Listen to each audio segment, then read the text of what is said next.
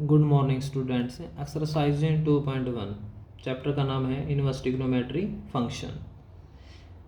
तो इस एक्सरसाइज के इससे पहले वाली वीडियो में हमने 8 क्वेश्चन कर लिए थे।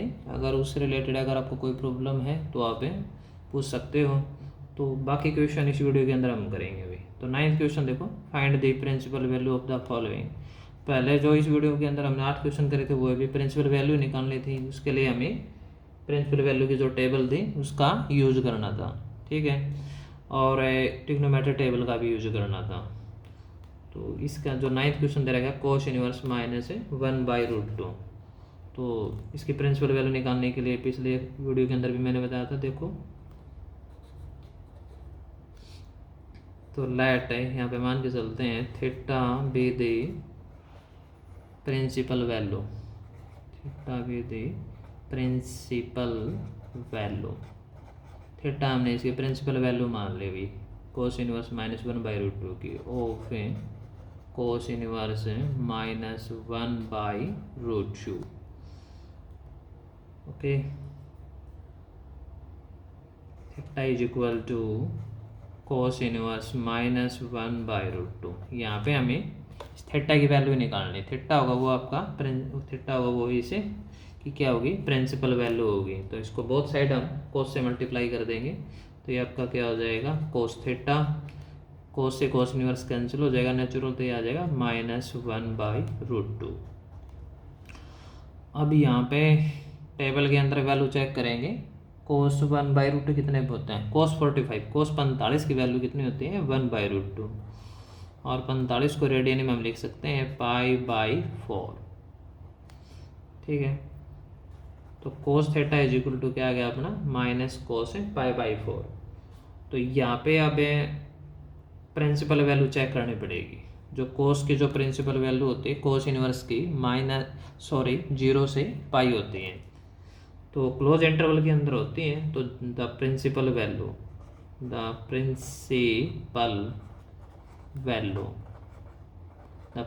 Value of cos inverse x is 0 to pi, close interval में होती है। तो माइनस π/4 इसके अंदर लाई नहीं करेगा क्योंकि ये 0 से पाई यहाँ पे सारी पॉजिटिव वैल्यू और ये क्या है, नेगेटिव। तो कोस वाले के लिए इसको हमें सेकंड क्वाड्रेंट के अंदर लाई करवाना पड़ेगा, क्योंकि सेकंड क्वाड्रेंट के अंदर ही कोस आपका क्या होता है, नेगेटिव। थर्ड में भी होता है लेकिन हम इसके नो चेंजिंग वैल्यू लेंगे। 0 से पाई आपका सेकंड क्वाड्रेंट के अंदर ही ये वैल्यू आ जाएगी, क्योंकि थर्ड क्वाड्रेंट वो 0 से पाई से बाहर वैल्यू चली जाती है। तो यहाँ पे हम लिखेंगे कोस है पाई माइनस थीटा। थीटा आपका क्या दे रखा है यहाँ पे π/4। तो cos 180 minus theta is equal to क्या होता है, माइनस कोस थीटा होता है। तो मैं इसका रीजन यहाँ पे दे देता हूँ। तो इस रीजन के अंदर क्या दे रखा है, कोस 180 यहाँ पे पाई होता है। Cos 180 minus theta is equal to क्या होता है, माइनस का कोस थीटा होता है, माइनस कोस थीटा, ठीक है। इसमें यहाँ पे ये फॉर्मूला लगाया जाएगा अभी। तो पाई का मतलब क्या होता है, 180 होता है। तो यहाँ पे अब 4 एलसीएम आ जाएगा। तो 4π माइनस पाई, 4π माइनस पाई क्या आ जाएगा आपका, 3π/4 आ जाएगा। π/4 ऊपर भी बताया था कितना होता है 45, और 45 के 3 से मल्टीप्लाई करेंगे तो 45 थी 135, और 45 थी ये जो 135 है, यानी 135 0 और पाई एंड 0 180 बीच में लाई करेगा तो कोस से कोस कैंसिल हो जाएगा। तो थीटा वैल्यू कितनी आ जाएगी, 3π/4। तो यही इस क्वेश्चन की क्या होगी, प्रिंसिपल वैल्यू होगी। थीटा इज इक्वल टू 3π/4 जो कि कोस इनवर्स की प्रिंसिपल वैल्यू के अंदर लाई करेगा। तो ये क्वेश्चन आपका कंप्लीट हुआ। अगर फिर भी अगर आपको कोई दिक्कत है तो दोबारा पूछ लेना। नेक्स्ट क्वेश्चन देखो बेटा। तो कोस इनवर्स -√2 इसके भी प्रिंसिपल वैल्यू निकालनी है। तो लेट है theta is equal to, theta इसके प्रिंसिपल वैल्यू हमने लेट कर लिया। तो कोसिकेंट है -√2, कोसिकेंट इनवर्स। तो बोथ साइड इसको कोसिकेंट से मल्टीप्लाई कर देंगे तो ये cosecant theta is equal to क्या आएगा, -√2। तो टेबल में वैल्यू चेक कर लेंगे भाई। तो कोसिकेंट साइन का रेसिप्रोकल होता है। तो साइन 45 जो होता है ना 1/√2, तो कोसिकेंट है π/4 क्या हो जाएगा, √2।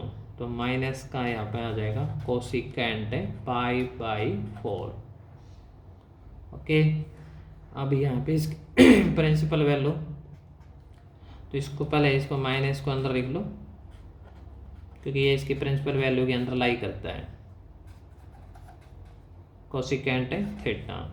तो कोसिकेंट से कोसिकेंट कैंसिल हो जाएगा, तो थीटा की वैल्यू क्या आ जाएगी -π/4। तो प्रिंसिपल वैल्यू को हम यहाँ पे मेंशन कर देंगे -π/4। -π/4 बिलोंग टू आपका क्या हो जाएगा, जो इसके जो प्रिंसिपल वैल्यू होते हैं -π/2 से π/2 क्या होती है, क्लोज इंटरवल में होते हैं, और यहाँ पे 0 इसका नॉट डिफाइंड वैल्यू होती है। तो ये कोसिकेंट इनवर्स की प्रिंसिपल वैल्यू है। -π/4 इसके बीच में लाई करें, -π/4 होता है -45, और ये -9 और 90 के बीच में वैल्यू लाई करेगी। ठीक है, तो वो लाइन आप लिख भी सकते हो। अब इसकी प्रिंसिपल वैल्यू हमने इसको साइड में मेंशन कर दिया, ये भी कर सकते हैं। तो कोसिकेंट इनवर्स -√2 की प्रिंसिपल वैल्यू क्या आ जाएगी -π/4। तो ये आपका क्वेश्चन कंप्लीट हुआ। सेकंड क्वेश्चन देखो, सॉरी 10th के बाद 11th क्वेश्चन है मैंने, तो इसमें इसका जो अगला क्वेश्चन है tan इनवर्स 1, cos इनवर्स -1/2 और sin इनवर्स -1/2, ये इन तीनों की वैल्यू निकालनी है हमें। ठीक है, तो इसको हमें सोल्व करते हैं। तो tan इनवर्स 1, cos इनवर्स -1/2 और sin इनवर्स -1/2, तीनों की अलग अलग वैल्यू निकालनी पड़ेगी। तो लेट इसको हमें एक इक्वल ले लेते हैं, tan इनवर्स 1 इसको b का इक्वल ले लेते हैं, b इज इक्वल टू क्या हो जाएगा, cos इनवर्स -1/2, और ये आपका हो जाएगा c का इक्वल भी। जैसे थीटा मान अगर ABC मान लिया हमने ये, तो ये हो जाएगा sin इनवर्स -1/2। तीनों को अलग अलग सोल्व करना पड़ेगा भाई। तो सबसे पहले हम इसको सोल्व कर लेते हैं। चलो 2 पार्ट बना देते हैं इसके अलग से, यहाँ पे सोल्व हो जाएगा। tan इनवर्स 1 इसको बोथ साइड tan से मल्टीप्लाई करेंगे, तो ये क्या हो जाएगा, tan A is equal to क्या आएगा 1। तो यहाँ पे अब देखो tan के टेबल में चेक करो 1 कितना है, tan 45 होता है। tan 45 क्या हो जाएगा π/4। तो टेंजेंट A, tan से tan कैंसिल हो जाएगा, तो A की वैल्यू क्या आएगी π/4। तो ये इसकी प्रिंसिपल वैल्यू में लाई करा है, इसलिए मैंने इसको डायरेक्ट सोल्व कर दिया। तो अब इसके पहले इसको कर लेते हैं, बी वाले को बोथ साइड cos से मल्टीप्लाई करेंगे, तो क्या हो जाएगा, ये cos b is equal to क्या है -1/2। तो ये इसके टेबल में चेक करो, cos 1/2 कितने पे होता है, cos 60 माइनस का साइन बार, cos 60 क्या होगा आपका π/3 होगा। ठीक है, cos 60 की वैल्यू कितनी होगी 1/2। तो ये इसकी प्रिंसिपल वैल्यू मलाई नहीं करा कि cos इनवर्स की जो प्रिंसिपल वैल्यू होती है वो 0 से π यानी पॉजिटिव वैल्यू, और ये क्या होती है नेगेटिव, इसलिए इसको ठीक है इसके सेकंड क्वाड्रेंट में पास करवाना पड़ेगा, जो पहले भी आया था इस टाइप का क्वेश्चन। तो ये क्या हो जाएगा π - π/3। तो cos भी तो साथ में चलता रहेगा भाई। तो यहाँ पे ये 3 एलसीएम आ जाएगा, 3π - π कराएंगे तो क्या आएगा 2π/3। तो ये आ गई cos b, यहाँ से cos से cos कैंसिल, तो b की वैल्यू कितनी आ गई 2π/3। ठीक है, यहाँ से a की वैल्यू आ गई, b की आगे रह गया ये c वाला भाई। तो c वाला इस साइड देखो भाई, c अपना क्या sin इनवर्स -1/2। जो हमने c लेट करा क्या हो गया आपका sin इनवर्स -1/2।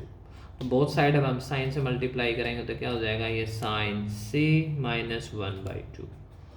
तो sin 30 के वैल्यू है sin 30 एंड sin 30, sin 30 को हम लिखेंगे π/6। ठीक है, तो साइन की प्रिंसिपल वैल्यू के अंदर ये वैल्यू लाई करेगी, क्योंकि -30 होगा, ये -30 और -90 और 90 के बीच में लाई करेगा साइन की प्रिंसिपल वैल्यू जो है। तो माइनस को अंदर लिखेंगे पहले, इसमें -π/6 हो जाएगा, और ये आपका साइन c, साइन से साइन कैंसिल, तो c की वैल्यू क्या आ जाएगी -π/6। तो -π/6 है, इसकी हम प्रिंसिपल वैल्यू यहाँ पे दिखा देंगे, -π/6 बिलोंग टू -π/2 से π/2। ये इसकी साइन इनवर्स x की प्रिंसिपल वैल्यू है क्लोज इंटरवल। तो तीनों की वैल्यू निकालनी हमने ए बी सी। अब क्वेश्चन के अकॉर्डिंग चलते हैं। क्वेश्चन स्टेटमेंट में क्या दे रखा था, tan इनवर्स 1, तीनों को नोट करना पड़ेगा। tan इनवर्स यहाँ पे लिखेंगे टेन इनवर्स 1। ठीक है, टेन इनवर्स 1 के बाद था भाई इसमें प्लस में है कोस इनवर्स 1/2, फिर है आपका प्लस में साइन इनवर्स -1/2, प्लस में कोस इनवर्स -1/2 है तो यहाँ पे माइनस का साइन हो गया भाई। तो ये वैल्यू हमने क्या मानी थी, ए मानी थी। तो ए की वैल्यू हमने क्या निकाल ली थी भाई, देखो ए की वैल्यू क्या आ रही है आपकी π/4, बी की वैल्यू आ रही है 2π/3। तो दोनों की वैल्यू रख देते हैं। ए की वैल्यू है ये रही, ए की वैल्यू π/4 और बी की वैल्यू क्या है 2π/3। तो दोनों की कर देंगे। तो ए की वैल्यू क्या थी आपकी π/4 और बी ए से माना था, बी की वैल्यू है 2π/3 और सी की वैल्यू जो है साइन वर्स -1/2 हमने सी के इक्वल लिया था। सी की वैल्यू कितनी आ रही है -π/6। ये ए का इक्वल था, ए की वैल्यू है ये बी का इक्वल लिया था हमने, बी की वैल्यू है ये सी का इक्वल है, सी की वैल्यू है।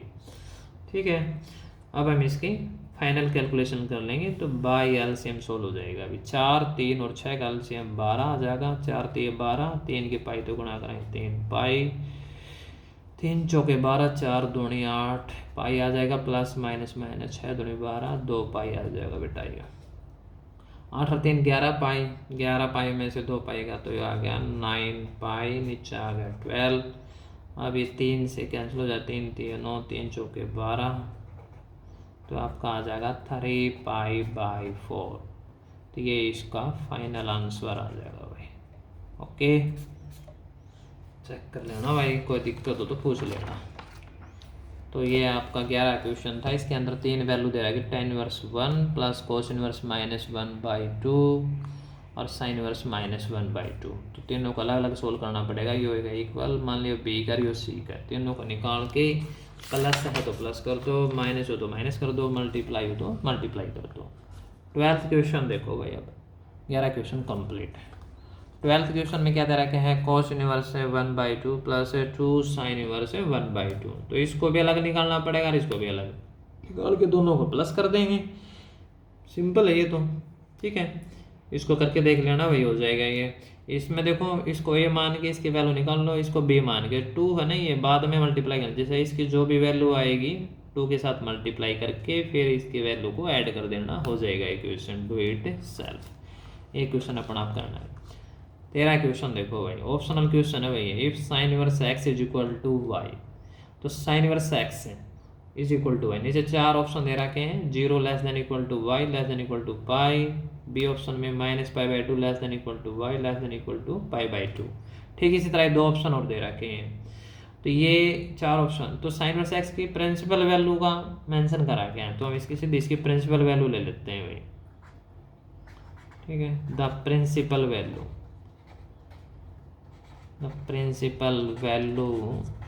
Of sine inverse x is -π/2 से π/2, लेकिन क्लोज इंटरवल में है तो -π/2 से π/2। तो -π/2 से π/2, 0 से पाई ये तो ऑप्शन नहीं होगा, कट हो जाएगा। 0 से पाई ऑप्शन सी भी नहीं होगा। 2 ऑप्शन बच गए, बी और डी। ये भी π/2, ये भी π/2 दोनों।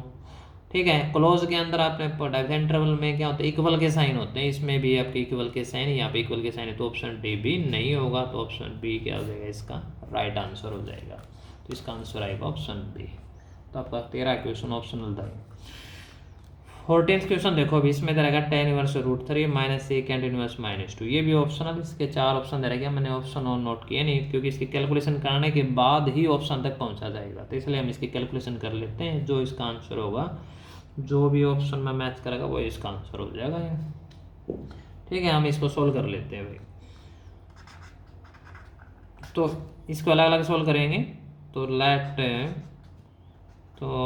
tan इनवर्स √3, इसको इज इक्वल टू हम क्या मान लेते हैं, ए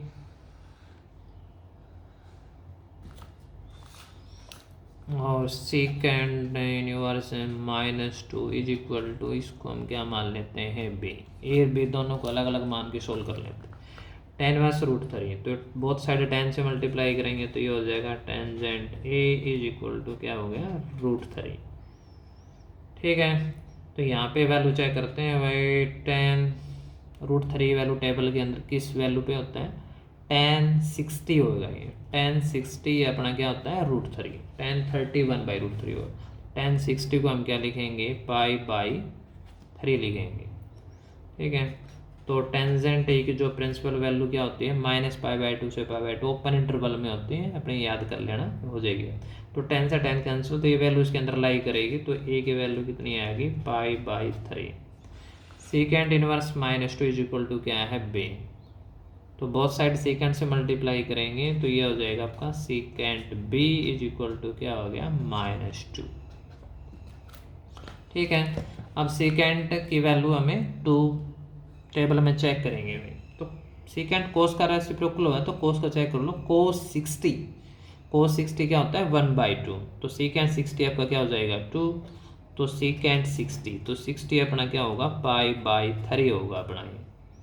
ओके, तो अब देखो, जो सीकेंट की जो प्रिंसिपल वैल्यू होती है आपकी क्या होती है? 0 से π क्लोज इंटरवल में, लेकिन इसके π/2 क्या होता है? नॉट डिफाइंड वैल्यू होती है। तो 0 से π इसमें पॉजिटिव वैल्यू होती है और ये क्या है? नेगेटिव। तो ये इसके प्रिंसिपल वैल्यू के अंदर लाई नहीं करेगा, इसलिए इसको हमें इसको सेकंड क्वाड्रेंट में से लाई करवाना पड़ेगा। तो π - π/3 ये इसके प्रिंसिपल वैल्यू में देखा है। ठीक है, इसकी प्रिंसिपल वैल्यू में लिखना है कि साइड में जगह होनी, इसलिए मैं आपको बोल के बता रहा हूँ। सीकेंट इनवर्स की जो प्रिंसिपल वैल्यू होती है 0 से π क्लोज इंटरवल, और π/2 नॉट डिफाइंड होता है। तो इसमें -π/3 है, तो उसमें वैल्यू सारी पॉजिटिव होते हैं, तो ये वैल्यू उसके अंदर लाई नहीं करेगी। तो इसलिए तो इसमें हमें इसको सेकंड क्वाड्रेंट में से लाई करवाना पड़ेगा। तो सीकेंट से सीकेंट क्या हो जाएगा? कैंसिल। तो यहाँ पे बी की वैल्यू आ जाएगी 3 एलसीएम लेके, तो ये 3π में से 1 π गया, तो क्या आ गया? 2π/3। तो ए बी दोनों की वैल्यू आ गई भाई।